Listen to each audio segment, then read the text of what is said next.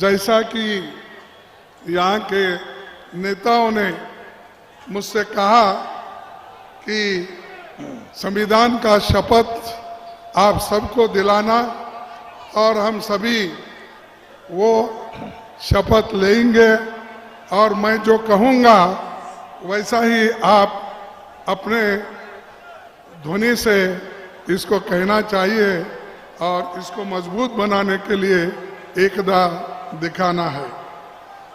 तो मैं कहूँगा भारत के जन जन को समर्पित,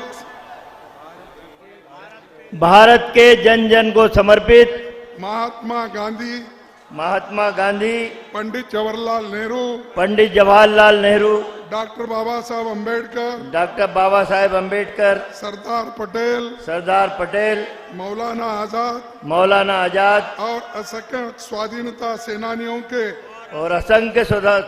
सेनानियों के संघर्ष से और सिद्धांतों पर बने भारत के संविधान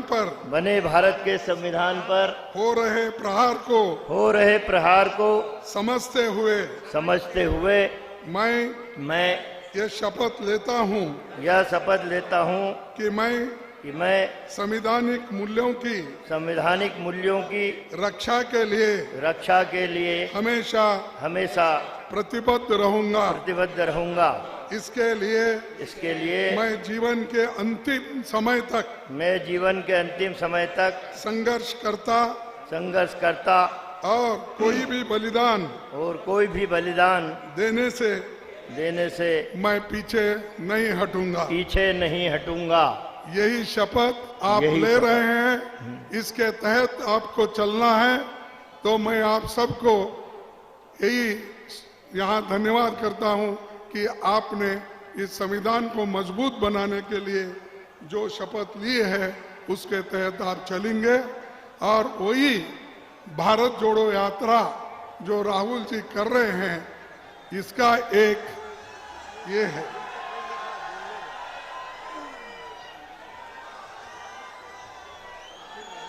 भाइयों,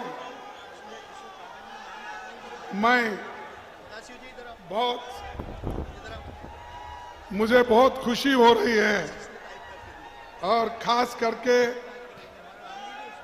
जिस महू में डॉक्टर बाबा साहब अम्बेडकर का जन्म हुआ, ये एक देश के नागरिकों के लिए तीर्थ यात्रा है।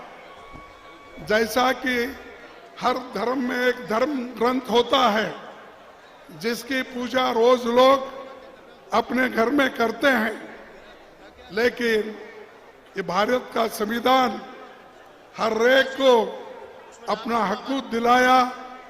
संविधान के तहत हम सबको एक समानता, स्वतंत्रता, बोलने की आजादी और सभी को एक साथ चलने का जो बाबा साहब अम्बेडकर ने आज के दिन संविधान समर्पित करते हुए उन्होंने ये सबको ये हक दिया, जिसके लिए हम सभी आभारी हैं। पंडित जवाहरलाल नेहरू जी, महात्मा गांधी जी सभी ने प्रोत्साहित करके इस देश के संविधान को रचने के लिए डॉक्टर बाबा साहब अम्बेडकर को उन्होंने चुना। इसीलिए ये महू धरती बहुत पवित्र धरती है और इस धरती पे आज हम संविधान दिवस मना रहे हैं। और दूसरी चीज, जो उनका जन्म यहाँ पर 131 साल पहले 14 अप्रैल को 1891 में हुआ था। आप देखे होंगे किस तरह से वो एक तो 14 अप्रैल और वो 14वें पुत्र थे, उनके माता पिता के 14वें पुत्र बाबा साहब अम्बेडकर। उसने सारे देश को, खास करके जो हमारे दलित, पिछड़े, महिला, इन सबको एक नई दिशा दिखाई है।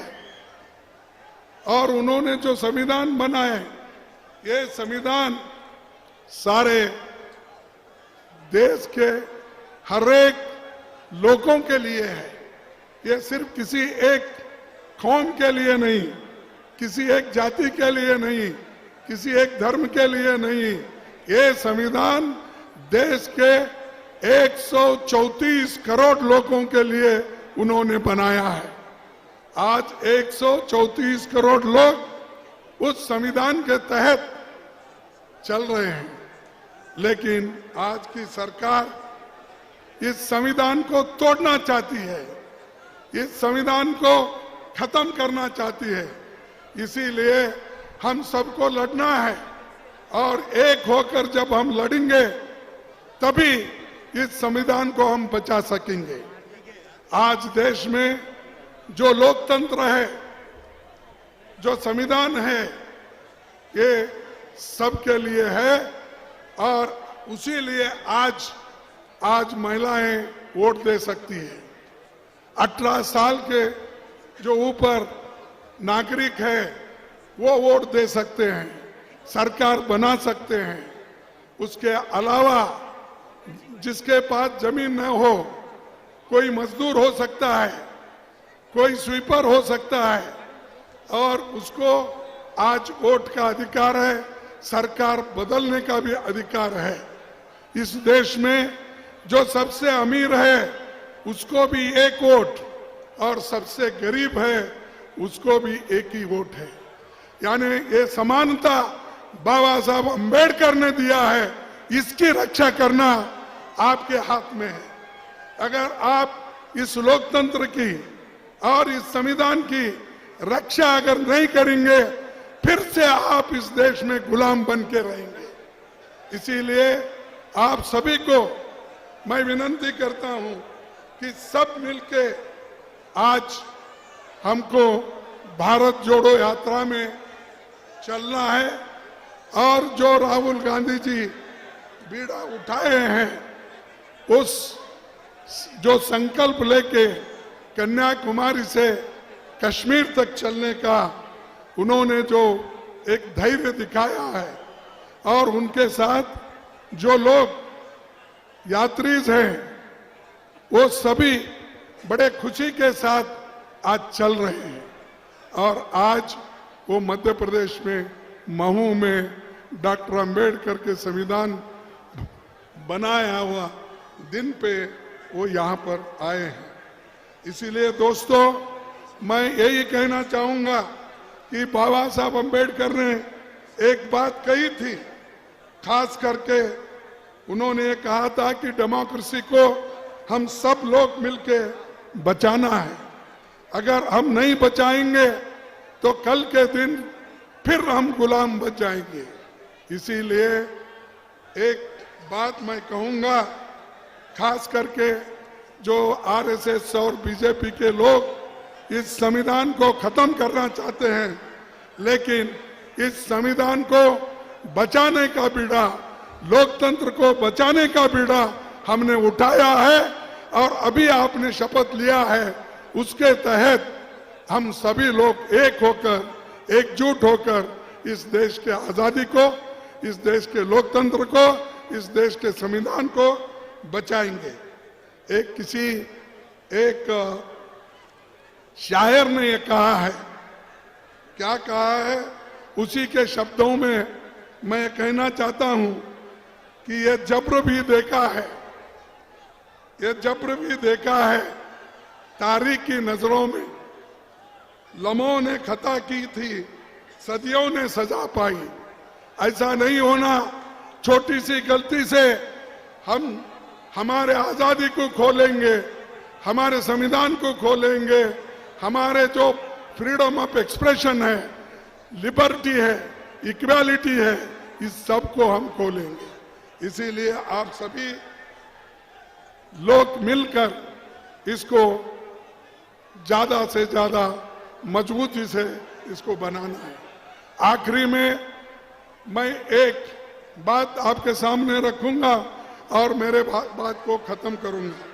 जो बाबा साहब अंबेडकर ने संविधान जब देश के राष्ट्रपति को वो